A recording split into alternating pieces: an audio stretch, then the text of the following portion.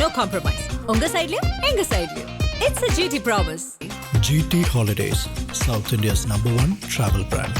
இந்த கிறிஸ்துமஸை இன்னும் அழகாக்க காஞ்சிபுரம் SM சில்க்ஸில் 60% வரை சிறப்பு தள்ளுபடி. அருகில் உள்ள ஷோரூமை இப்பவே. ஜனநாயகம் தான் சார் இப்போ பெரிய ட்ரெண்டிங் ஆஃப் த டாபிக். பார்த்துருப்பீங்க, என்ன சார் நடக்குது நீதிமன்றத்தில், என்ன ஹியரிங், என்ன பேசிகிட்டு இருக்காங்க, ஏன்னா அதோட டெக்னிக்கல் டேர்ம்ஸ்லாம் ரொம்ப டீப்பாக பேசிகிட்டு இருக்காங்க. ஃபர்ஸ்ட் ஆஃப் ஆல் வந்து இப்போ ஒரு சென்சார் போர்டுங்கிறது it is not a censor board, it is only certification board. Okay, censor certification board தான் அது. இப்போ இவங்களுக்கு உள்ள உரிமை வந்து படத்தை வந்து டினை பண்ணுறதுக்கோ அல்லது அதை ஸ்டாப் பண்ணுறதுக்கோ இல்லை. அதுக்கு நீங்கள் பார்த்துட்டு நீங்கள் இந்த படம் வந்து எந்த லெவலில் கொடுக்கலாம், ஏ கொடுக்கலாமா, யூ கொடுக்கலாமா. இப்போ கம்ப்ளைண்ட் வந்ததுனால நாங்கள் வந்து கொடுக்கல அப்படின்னு சொன்னால் கம்ப்ளைண்ட் எல்லாத்துக்கும் வரதாங்க வரும். நீங்கள் ஊர் பேர் அறியாத ஒருத்தர் கம்ப்ளைண்ட் பண்ணார் அப்படின்னா பேரையும் சொல்ல மாட்டேன்றீங்க. நான் ஒரு கேள்வி கேட்குறேங்க. இப்போது நீங்கள் ஒரு பெண்ணுன்னு வச்சுக்கோங்க. ஓகே, நான் உங்களுக்கு எதிராக ஒரு வழக்கு தொடர்ந்து இந்த பெண் வந்து கர்ப்பமாக இருக்கா, இவளுக்கு பிறக்க போகிற குழந்தை நாளைக்கு பிறந்து வளர்ந்து கடைக்கு போய் கத்தி வாங்கி என்னை குத்த வரும், அதனால் அவளோட கர்ப்பத்தை தடை பண்ணுங்க அப்படின்னு நம்பி கேட்க முடியுமா? நீங்கள் ஏதோ ஒன்று கற்பனை பண்ணிவிட்டு இவங்க என்ன சொல்கிறாங்க, உடனே ஒரு டிஸ்க்ளைமர் ஒன்று போட்டுருவாங்க, இது வந்து யாரை பற்றியும் இல்லை, இதெல்லாம் எதுவும் கிடையாது அப்படின்னு. இந்த டிஸ்க்ளைமர் ஜனநாயகனில் இருக்காதா? இப்போ பராசக்தியில் டிஸ்க்ளைமர் போட்டாங்க, இது வந்து எந்த சம்பவத்தையும் எந்த நபரையும் குறிப்பிட்டு சொல்வது கிடையாது அப்படின்னு சொல்லிட்டு. அப்படி சொன்னவங்க இது வந்து 2 சீனில் மட்டும் இது சித்தரிக்கப்பட்டதுன்றாங்க. அப்போ மீதி சீன்லாம் சித்தரிக்கலையா? நீங்கள் உங்களோட கொள்கையே என்ன? பிஸ்னஸை நாங்கள் சப்போர்ட் பண்ணுறோம், எந்த பிஸ்னஸாக இருந்தாலும் சப்போர்ட் பண்ணுறோம் அப்படின்றீங்க. அப்புறம் இன்னொரு பக்கம் 500 கோடிலாம் என்கிட்ட வந்து சொல்லாதீங்க, we are not concerned, we are not bothered, you have to bother. நான் கேட்குறேன், மோடி வந்து நரேந்திர மோடி பிரைம் மினிஸ்டர் வந்து இதை தடை பண்ண சொன்னாரா? அவருக்கு வேறு வேலை இல்லையா? அப்போ யார் சொன்னது இதை? எதுக்காக அது பண்ணுறாரு? இல்லை எலெக்ஷன் வரைக்கும் வரக்கூடாதுன்னு பார்க்குறீங்களா? ஓகே, அந்த திட்டம் ஏதாவது இருக்கும்? இல்லை அந்த மாதிரி இருக்கா? ஏன்னா இந்த படம் பெரிய அளவில் ஓடிச்சு, பெரிய வசூல் பண்ணிச்சு. ஒருவேளை அப்படி பண்ணிச்சுனாக்க இவங்களுக்கு வந்து விஜயோட ரீச் ரொம்ப ஜாஸ்தியாக இருக்குன்னு தெரிய வரும். அப்போ ஜனவரியில் ஜனநாயகன் வரதுக்கான வாய்ப்பு இல்லை? ஜனவரியில் இல்லை, பிப்ரவரியில் வரலாம். பட் பிப்ரவரியில் நான் என்ன சொல்கிறேன், forget about Jananayagan, forget about the name Jananayagan, forget about the name Vijay. Okay, நீங்கள் விஜய்னு பார்க்காதீங்க, அஜித்னு பார்க்காதீங்க, தனுஷ்னு பார்க்காதீங்க, சினிமாவை பாருங்கள். ஆதன் சினிமா நேயர்களுக்கு வணக்கம். ஜனநாயகன் படத்தோட இஷ்யூ பயங்கர, அதோட ஹியரிங் வந்து அவ்வளோ ஹீட்டாக போயிட்டு இருக்கு. இன்றைக்கி எல்லாருமே பார்த்துருப்போம். அதை பற்றி விவாதிக்கிறதுக்காக ஆக்டர் அண்ட் வழக்கறிஞர் சங்கர் கிருஷ்ணமூர்த்தி சாரை சந்திக்க வந்திருக்கோம். வணக்கம் சார். வணக்கம். ஆதன் சினிமா நேயர்களுக்கு என்னுடைய மனமார்ந்த வாழ்த்துக்கள். சொல்லுங்கள் சார். இன்னைக்கு ஜனநாயகன் தான் சார் இப்போ பெரிய ட்ரெண்டிங் ஆஃப் த டாபிக். பார்த்துருப்பீங்க, என்ன சார் நடக்குது நீதிமன்றத்தில், என்ன ஹியரிங், என்ன பேசிகிட்டு இருக்காங்க, ஏன்னா அதோட டெக்னிக்கல் டேர்ம்ஸ்லாம் ரொம்ப டீப்பாக பேசிகிட்டு இருக்காங்க. ஸோ அதை பற்றி விவாதிக்கிறதுக்கு தான் வந்திருக்கோம். என்ன நடந்துட்டு இருக்கு? ஏற்கனவே நான் இந்த சேனல்லே சொல்லியிருக்கேன். ஃபர்ஸ்ட் ஆஃப் ஆல் வந்து இப்போ ஒரு சென்சார் போர்டுங்கிறது it is not a censor board, it is only certification board. Okay, censor certification board தான் அது. Censor board of film certification தான், CBFC தான் அது. ஓகே, இப்போ இவங்களுக்கு உள்ள உரிமை வந்து படத்தை வந்து டினை பண்ணுறதுக்கோ அல்லது அதை ஸ்டாப் பண்ணுறதுக்கோ இல்லை. அதுக்கு நீங்கள் பார்த்துட்டு நீங்கள் இந்த படம் வந்து எந்த லெவலில் கொடுக்கலாம், ஏ கொடுக்கலாமா, யூ கொடுக்கலாமா, இல்லை ஏ வந்து 12 வயசு குறைஞ்சவங்க பார்க்கலாமா பேரண்டல் கைடன்ஸோட, அதுக்கு மேலே இருக்கிறவங்க பார்க்கலாமா, இந்த மாதிரி பல வகையான கிளாசிஃபிகேஷனுக்கு தான் நீங்கள் கொடுக்கணும். நீங்கள் ஓகே, இந்த படத்தோட தன்மையை பார்த்துட்டு நீங்கள் கொடுக்கணும். ஸோ படங்கள் பலவிதமான படங்கள் வரும். இப்போது சில படங்கள் வந்து பெரிய ரத்த கலரி அதெல்லாம் இருக்காது, ஆனால் அது சொல்கிற கருத்து வந்து பயங்கர ஆழமாக இருக்கும். ஓகே, அந்த கருத்தின் ஆழத்துக்காக கூட படத்தை பேன் பண்ணக்கூடிய அளவுக்கு வந்து மோசமாலாம் படங்கள்லாம் வந்திருக்கு. இந்த பாஸ்ட்லலாம் வந்து எவ்வளவோ படங்கள் வந்திருக்கு. இன்ஃபேக்ட் வந்து ரிசர்வேஷன் பாலிசி அப்படின்னாலே இந்தியாவில் ஒரு காலத்தில் வந்து 10 எரிஞ்சுது. 1990 91 அந்த விபி சிங் பீரியடில் ரிசர்வேஷன் பாலிசிக்காக நாடே ரத்த கலரி ஆச்சு. அப்படிப்பட்ட சூழ்நிலையில் கூட ஒரு படம் ஒரே ஒரு கிராமத்திலேன்னு ஒரு படம் வந்தது. ஓகே. அந்த படம் லக்ஷ்மி தான் அவங்க கலெக்டராக நடிப்பாங்க. அவங்க ரிசர்வேஷனுக்கு எதிராக சில விஷயங்கள்லாம் பேசுவாங்க. ஓகே. நீங்கள் வந்து 99 மார்க் வாங்கினவன் அவனோட பாடு என்ன ஆகும்? அப்போது நீங்கள் சொல்லுங்கள், நீங்கள் ரிசர்வேஷன் கொடுக்குறேன்னு சொல்கிறீங்க, இவனுக்கு சீட் கிடைக்கலன்னா அதுவும் அநீதி தானே. ஓகே. இப்போ இந்த அநீதியை நீங்கள் எப்படி கரெக்ட் பண்ண போகிறீங்க? இந்த மாதிரிலாம் நிறையா விஷயங்கள் அவங்க சொன்னாங்க. அவங்க ஓகே, இது நம்ம எது ரைட்டு தப்புன்றதை இப்போ பேசலை. நம்ம சொல்கிற வர்றது என்னன்னா, இந்த மாதிரி சென்சிட்டிவ் இஷ்யூஸ்லாமும் வந்திருக்குன்றதுக்கு சொல்கிறோம். அப்படி வந்திருக்குன்ற போது அதையும் அலோவ் தான் பண்ணாங்க. அதில் வந்து கொஸ்டின் பண்ணாங்க சென்சார் போர்டில், இதை எப்படி அலோவ் பண்ணலாம், அலோவ் பண்ணக்கூடாது அப்படின்னு. கோர்ட்டுக்கு போச்சு, கோர்ட் அலோவ் பண்ணிட்டாங்க. ஓகே. படைப்பு சுதந்திரம் அப்படின்றதுல நிறையா இப்போ ஏராளமான படங்கள் வந்து அந்த மாதிரி வந்து அலோவ் பண்ணப்பட்டிருக்கு. இந்த பாஸ்ட்ல வந்து நீங்க பார்த்தீங்க அப்படின்னா, ஈவன் நீங்க போன படம் விஜய்க்கு ஒரு படம் சர்க்கார் படம்ல கூட அவர் வந்து ஒரு ஆட்சிக்கு எதிராக அப்போ நடந்து கொண்டிருந்தது அதிமுக ஆட்சி. அவங்க ஆட்சி நடந்துட்டு இருக்கும்போதே இவங்க வந்து ஐ திங்க் அப்போது ஜெயலலிதா மேடம் இருந்தாங்கன்னு நினைக்கிறேன். ஓகே. ஓகே. அவங்க ஹாஸ்பிட்டலில் இருந்தாங்க. ஆமாம் ஆமாம். ஓகே. நவம்பர் 6ஆம் தேதி ரிலீஸ் ஆச்சு. 2000 இல்லை அவங்க இல்லை 2018 அது. அவங்க 16ல் போயிட்டாங்க. எடப்பாடி அவர்கள் முதல்வராக இருந்தார். ஓகே. அப்போது அவங்க ஆட்சியில் தான் அந்த மிக்சி கிரைண்டர்லாம் கொடுத்தாங்க. ஸோ அந்த மிக்சியை போட்டு உடைப்பேன், கிரைண்டரை போட்டு உடைப்பேன் அப்படின்னு ஒரு ஆட்சி. அப்போது எல்லாரும் கேட்டாங்க, நீங்கள் மிக்சி கிரைண்டர் தான் உடைப்பீங்களா, டிவியை உடைக்க மாட்டிங்களா? அவங்க டிவி கொடுத்தாங்க இல்லையா, அவங்க கேஸ் அடுப்பு கொடுத்தாங்க இல்லையா. ஸோ கேஸ் அடுப்பும் டிவியும் உடைக்க மாட்டீங்க, இதை மட்டும் தான் உடைப்பீங்களா, இது என்னது, இது ஏன் அலோவ் பண்ணாங்க அப்படின்னு சென்சார் சொன்னாங்க. அவங்களோட பாயிண்ட் ஆஃப் வியூ அப்படின்னு அலோவ் பண்ணாங்க இல்லையா. அதில் அப்ஜெக்ஷன் வந்தது, நீங்கள் கொடுத்தீங்க இல்லையா. சரி, அரசியல் ரீதியாக அது ஒரு இதுதான். அது இப்போ அதுக்கு கம்ப்ளைண்ட் வராதா நான் கேட்குறேன். இப்போ கம்ப்ளைண்ட் வந்ததுனால நாங்கள் வந்து கொடுக்கல அப்படின்னு சொன்னால் கம்ப்ளைண்ட் எல்லாத்துக்கும் வரதாங்க வரும். நீங்கள் ஊர் பேர் அறியாத ஒருத்தர் கம்ப்ளைண்ட் பண்ணாரு அப்படின்னா பேரையும் சொல்ல மாட்டேன்றீங்க, யார் சொன்னாருன்னு சொல்ல மாட்டேன்றீங்க. ஓகே. இப்போ கமிட்டின்னு ஒன்று, இப்போ ரிவ்யூவிங் கமிட்டின்றது ஒரு 5 பேர் இருப்பாங்க, 5 பேர் பார்த்துருப்பாங்க. அந்த ரிவ்யூவிங் கமிட்டிக்குள்ளே உள்ள 5 ஆளுக்குள்ளே யாராவது ஒருத்தர் சொன்னாங்களா, இல்லை அதை தாண்டி ஒருத்தர் சொன்னாரான்னா பார்த்தவர் சொல்லலை, பார்க்காதவர் சொன்னாங்கன்ற மாதிரி நியூஸ் வருது. இதுலேயே ஒரு குழப்பம். இப்போ பார்க்காதவங்க சொன்னாங்கன்னா பார்க்காதவங்க எப்படி சொல்ல முடியும்? நான் ஒரு கேள்வி கேட்குறேங்க. இப்போது நீங்கள் ஒரு பெண்ணுன்னு வச்சுக்கோங்க. ஓகே. நான் உங்களுக்கு எதிராக ஒரு வழக்கு தொடர்ந்து, இந்த பெண் வந்து கர்ப்பமாக இருக்கா, இவளுக்கு பிறக்க போகிற குழந்தை நாளைக்கு பிறந்து வளர்ந்து கடைக்கு போய் கத்தி வாங்கி என்னை குத்த வரும், அதனால் அவளோட கர்ப்பத்தை தடை பண்ணுங்க அப்படின்னு நான் போய் கேட்க முடியுமா? நீங்கள் ஏதோ ஒன்று கற்பனை பண்ணிவிட்டு நீங்கள் பாட்டுக்கு இஷ்டத்துக்கு சொன்னீங்க அப்படின்னா என்ன பண்ண முடியும்? சரி, அதை வந்து நீங்கள் உங்களுக்கு வந்து ஒரு லிமிட்டேஷன் இருக்குது. நீங்கள் வந்து ஒரு லிமிட்டேஷன், சென்சாருக்கு வந்து ஒரு லிமிட்டேஷன் இருக்குது. இப்போது எந்தெந்த படங்கள்லாம் தடை பண்ணலாம் அப்படின்னு நீங்கள் ஒரு கேள்வி கேட்டாக்க, நீங்கள் எந்தெந்த படங்கள்லாம் தடை பண்ணுவீங்க? அதாவது தேசத்துக்கு எதிராக இருக்கிறது, ஓகே, தேச இறையாண்மைக்கு எதிராக இருக்கிறது, தேச ஒற்றுமைக்கு எதிராக இருக்கிறது, ஓகே, சோவரனிட்டி அண்ட் இன்டெகிரிட்டி, இதுக்கு எதிராக இருக்கிற படங்களை நீங்கள் தடை செய்யலாம்.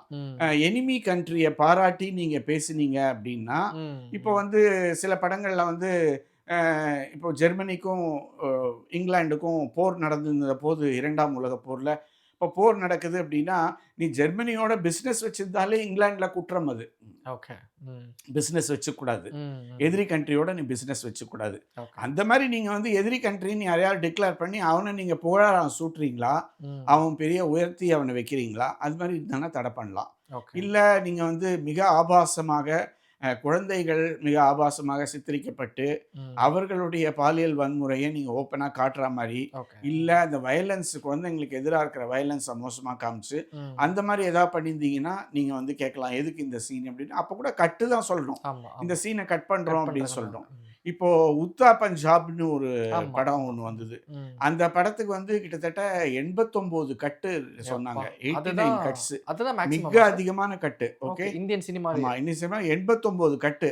அப்போ அந்த 89 கட்டை வந்து அவங்க இதில் கோர்ட்டில் பார்த்துட்டு அவங்க என்ன சொன்னாங்க, இவ்வளோ கட்டெல்லாம் தேவையில்லை அப்படின்னு சொல்லிட்டு ஒரே ஒரு கட்டு மட்டும் சொல்லிட்டு அதை படத்தை ரிலீஸ் பண்ண சொன்னாங்க. ஓகே. வரலையா படம்? வரலையா படம் நான் கேட்குறேன். இந்த மாதிரி Okay. எத்தனையோ எக்ஸாம்பிள் இருக்குது. I can give so many examples. ம். அவ்வளவு படங்கள் கடந்த 25 வருஷத்துலேயே என்னால் நிறையா உதாரணம் சொல்ல முடியும். Okay. நிறையா படங்கள் இப்போது நீங்கள் துரந்தர் எடுத்துட்டீங்க அப்படின்னா ம். அவங்க வந்து ஒருதலை பட்சமாக பண்ணுறாங்க. ஒரு குறிப்பிட்ட ஆட்சியை அவங்க வந்து விமர்சிச்சாங்க. ப்ளேம் பண்ணுறாங்க, ஆமா, விமர்சனம் ஆமா. பண்ணுறாங்க. ம். ஒரு மந்திரி வந்து ஒரு பணம் அச்சடிக்கிற ஒரு மிஷினை வந்து அந்த டெம்ப்ளேட் அந்த இதை எடுத்துகிட்டு போயிட்டு அந்த ம். டையை எடுத்துகிட்டு போய் துபாயில் 1/2 மணி நேரம் ஃபியூவலிங்னு நிறுத்திட்டு அதை வந்து பாகிஸ்தானில் ஒன்று கொடுத்தாங்கன்னு நீங்கள் காமிக்கிறீங்க. ம். ம். அதுவும் ஒரு ஒரு இது கருத்து சுதந்திரம் தானே. ம். ஆமா, ஆமா. நீங்கள் கேள்விப்பட்டதை நீங்கள் காட்டுறீங்க நீங்கள். ஆமா. ஓகே, ம். அது மக்கள் வந்து நீ பிரமாதமாக அக்செப்ட் பண்ணி அது படம் இந்தியா ஃபுல்லாக பிரமாதமாக ஓடுதுன்னா அதையும் அப்ஜெக்ட் பண்ணுறவங்க நீங்கள் எங்கள் ஆட்சியை குறை உடனே இவங்க என்ன சொல்கிறாங்க, உடனே ஒரு டிஸ்க்ளைமர் ஒன்று போட்டுருவாங்க. இது வந்து யாரை கற்பனை. பற்றியும் இல்லை, இதெல்லாம் எதுவும் கிடையாது அப்படின்னு. இந்த டிஸ்க்ளைமர் ஜனநாயகனில் இருக்காதா? கண்டிப்பா இருக்கும். உங்களுக்கு தான் அது கொடுப்பாங்க. எல்லா படத்துக்கும் அது இப்போ இருக்கும். பராசக்தியில் டிஸ்க்ளைமர் போட்டாங்க. ஆ. இது வந்து எந்த சம்பவத்தையும் எந்த நபரையும் குறிப்பிட்டு சொல்வது கிடையாது அப்படின்னு சொல்லிட்டு. அப்படி சொன்னவங்க இது வந்து 2 சீனில் மட்டும் இது சித்தரிக்கப்பட்டதுன்றாங்க. அப்போ மீதி சீன்லாம் சித்தரிக்கலையா நீங்கள்? ஓகே, வேடிக்கையா இருந்தது. இல்லை, நீ ம். சித்தரிக்கப்பட்டவைன்னு 2 சீனை மட்டும் காட்டுறீங்க நீங்கள். அப்ப அதில் நம்ம சித்தரிக்கப்பட்டவைன்னு போடுறீங்க. அப்ப நம்ம என்ன புரிஞ்சுக்கணும்னா சித்தரிக்கப்பட்டவையெல்லாம் உண்மை ஆ, அப்படின்னு அப்போ வந்து உண்மையா? நான் என்ன சொல்கிறேன், இது வந்து பக்கா டபுள் ஸ்டாண்டர்டுங்க. ம். நான் என்ன சொல்கிறேன், forget about ஜனநாயகன், ம். forget about the name Jananayagan, okay. forget about the name Vijay. Okay. Okay, நீங்கள் விஜய்னு பார்க்காதீங்க, அஜித்னு பார்க்காதீங்க, தனுஷ்னு பார்க்காதீங்க, சினிமாவை சினிமாவாக பாருங்கள். அவ்வளோதான், தட்ஸ் ஆல். அரசியல் வேற, சினிமா வேற. ஓகே, ம். ம். ஒருத்தருக்கு அரசியல் வந்தாருன்றதுக்காக நீங்கள் அவரோட சினிமாவை எதிர்க்கக்கூடாது இல்லை. ஓகே. அப்புறம் உலகம் சுற்றும் வாலிபன் காலத்துக்கும் இன்னைக்கும் என்ன வித்தியாசம் சொல்லுங்க. ம். ம். எவ்வளவு தூரம் கடந்து வந்திருக்கோம் அங்க எவ்வளோ தூரம் கடந்து வந்திருக்கும். எம்ஜிஆருக்கு எவ்வளோ பிரச்சனை ஏற்பட்டது. ஆமா, ஆமா. உலகம் சுற்றும் வாலிபன் ரிலீஸ் பண்ண முடியாமல், ம். போஸ்டர் ஓட்டக்கூடாது, அது இது ஏகப்பட்ட பிரச்சனை வந்தது. அதை மீறி வந்து படம் பெரிய ஹிட் ஆச்சு இல்லை. ம். ம். எதுக்கு நீங்கள் பண்ண இப்போது நீங்கள் வந்து அமேசானில் எங்களை கேள்வி கேட்குறாங்க. அமேசானில் வந்து நீங்கள் படத்தை ரிலீஸ் பண்ணலைன்னா ப்ரைமில் அவங்க எங்களுக்கு வந்து நஷ்ட படத்துக்கு நஷ்ட ஈடு ம். கேட்குறாங்க, இல்லைன்னா இது பண்ணுறாங்க அப்படின்னு. இது வந்து கான்ட்ராக்டுங்க.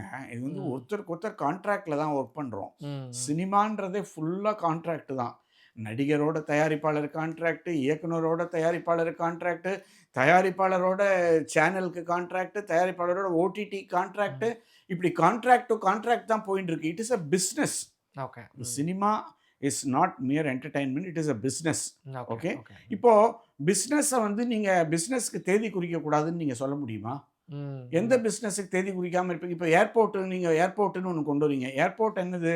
அது என்ன சேரிட்டியா? அது மக்களுக்கு வணிகத்துக்கு தானே நீங்கள் பண்ணுறீங்க, ம். மக்கள்கிட்ட கலெக்ட் பண்ணுறீங்கல்ல. அப்போ ஏர்போர்ட் வந்து இந்த தேதியில் நாங்கள் ஏர்போர்ட்டை கமிஷன் பண்ணுவோம் அப்படின்னு நீங்கள் பார்லிமெண்ட்டில் ஒரு ஸ்டேட்மெண்ட் கொடுக்குறீங்க. அப்போது வந்து கோர்ட்டில் அந்த ஏர்போர்ட்டுக்கு எதிராக ஒரு 10 கேஸ் இருக்குன்னு வச்சுக்கோங்களேன். நீங்கள் வந்து இந்த 10 கேஸ் இருக்கிறதுனால நீங்கள் டேட்லாம் கொடுக்கக்கூடாது ம். அப்படின்னு யாராவது சொல்ல முடியுமா? முடியாது. ம். கண்டிப்பா முடியாது. எல்லாத்துக்குமே ஒரு பிஸ்னஸ்ன்னு வந்துடுச்சுன்னா நீங்கள் உங்களோட கொள்கையே என்ன? பிஸ்னஸை நாங்கள் சப்போர்ட் பண்ணுறோம், ம். எந்த பிஸ்னஸாக இருந்தாலும் சப்போர்ட் பண்ணுறோம் அப்படின்றீங்க. அப்புறம் இன்னொரு பக்கம் 500 கோடிலாம் என்கிட்ட வந்து சொல்லாதீங்க. We are not concern, we are not bothered. You have to bother. அவங்களோட வை வேலையே டு யூ அதானே. சே நீங்கள் என்ன ஆகாயத்துலேருந்து வந்தவங்கள அதிகாரிகள் நான் கேட்குறேன். ம். ம். இப்போது ஒரு இட்லி கடை நடத்துகிற ஒரு பெண்மணி கூட அந்த பெண்மணிக்கு வந்து பிரச்சனை வந்ததுன்னா, என்னம்மா நீ ஒரு நாளைக்கு 500 ரூபாய் டர்ன் ஓவர், இந்த இதெல்லாம் நான் கவனிக்கணுமா அப்படின்னு ஒரு கலெக்டர் சொல்ல முடியுமா? நிச்சயமா முடியாது. அதுதான் ஒரு அவங்க இட்லி வேலை. கடை தானே, அவங்களுக்கு அதுதானே வாழ்வாதாரம். ம். ம். இட்லி கடை பண்ணுறவங்க இட்லி கடை வாழ்வாதாரம், சினிமா எடுக்கிறவங்க சினிமா வாழ்வாதாரம். ம். அதை நம்பி எத்தனையோ ஒர்க்கர்ஸ் இருக்காங்கல்ல. நான் என்ன சொல்கிறேன், இதெல்லாம் ப்ரொஃபஷ்னல் வே ஆஃப் டீலிங் கிடையாது. இதெல்லாம் ம். உங்களுக்கு என்ன பிரச்சனை சொல்லுங்கள், ஓப்பனாக ஓகே. ஓகே. டிரான்ஸ்பரண்ட்டாக சொல்லுங்கள். என்ன பிரச்சனை கோர்ட்டில் சொல்லுங்கள். கோர்ட் வந்து தே வில் ரிசால்வ், அவ்வளோதான். ம். கோர்ட்டுக்கு தெரிஞ்சாதானங்க ரிசால்வ் பண்ண ஆமா, ஆமா, முடியும். ஆமா. அவங்களுக்கு நீங்கள் விஷயம் எதுக்காக நீங்கள் பண்ணுறீங்கன்னு தெரியலன்னா அவங்க எப்படி ரிசால்வ் பண்ண முடியும்? சரி, யாரு படம் பார்த்தாங்க, யாருக்கு படம் பிரச்சனைக்குரியதா இருக்குங்கிறதே தெரியலன்னு அதுக்கே சொல்றாங்க. தெரியலையே. ஓகே. நீங்கள் அது வந்து டிரான்ஸ்பரண்ட்டாக நீங்கள் வந்து எனக்கு இந்த படம் வந்து ஏற்புடையது அல்ல அப்படின்னு நான் இப்போ சொல்கிறேன்னா, எனக்கு ஒரு 10 காரணம் இருக்கும். ம்.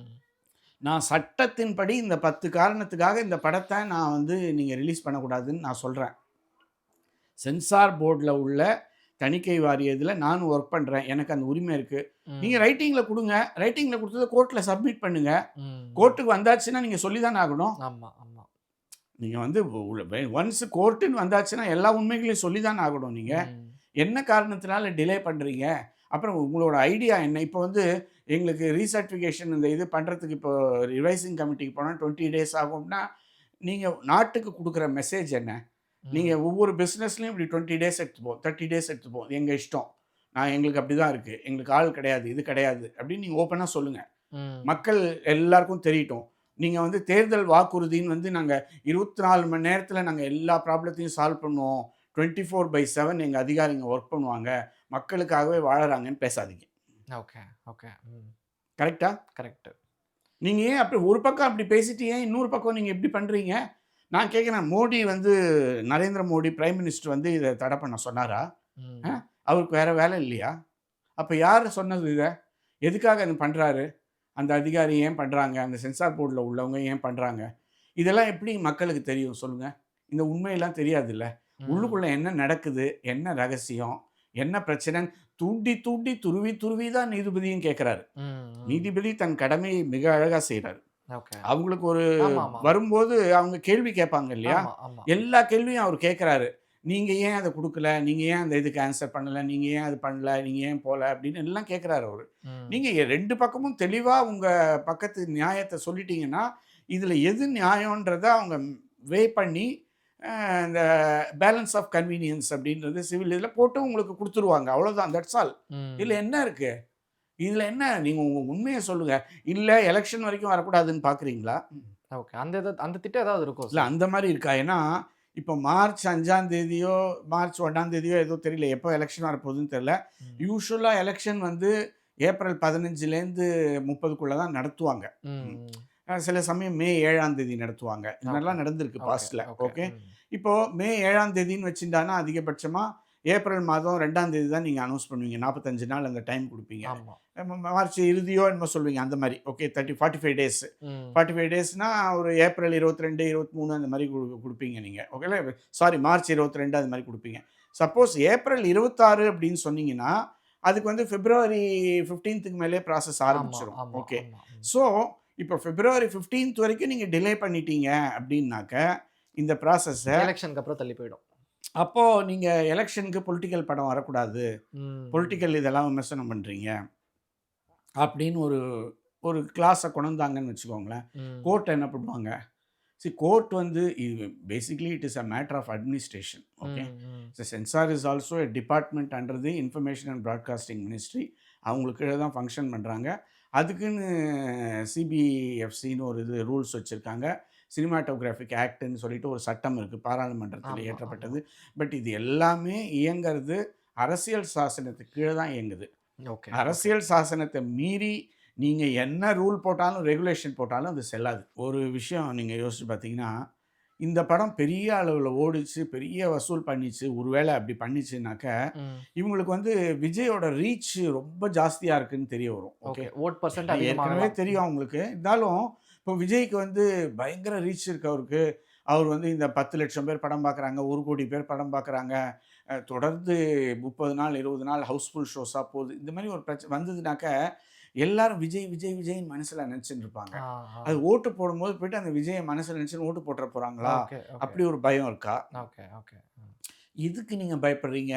அவர் வந்து அரசியலில் ஒரு பக்கம் எல்லாரும் என்ன சொல்கிறீங்க, விஜய் ஒரு அரிச்சுவடி, எல்கேஜி, அவருக்கு ஒன்றுமே தெரியாது அப்படின்னு. ஒன்றுமே தெரியாத பற்றி நீங்கள் ஏங்க பயப்படுறீங்க? உங்களுக்கு கொள்கை நல்லா இருக்குல்ல, எந்த கட்சியாக இருந்தாலும் நான் சொல்கிறேன். அது பாஜகவாக இருக்கட்டும், காங்கிரஸாக இருக்கட்டும், டிஎம்கேயாக இருக்கட்டும், ஏடிஎம்கேயாக இருக்கட்டும், இதெல்லாம் வந்து 40-50 ஆண்டுகளாக இயங்கிட்டு இருக்கிற கட்சி.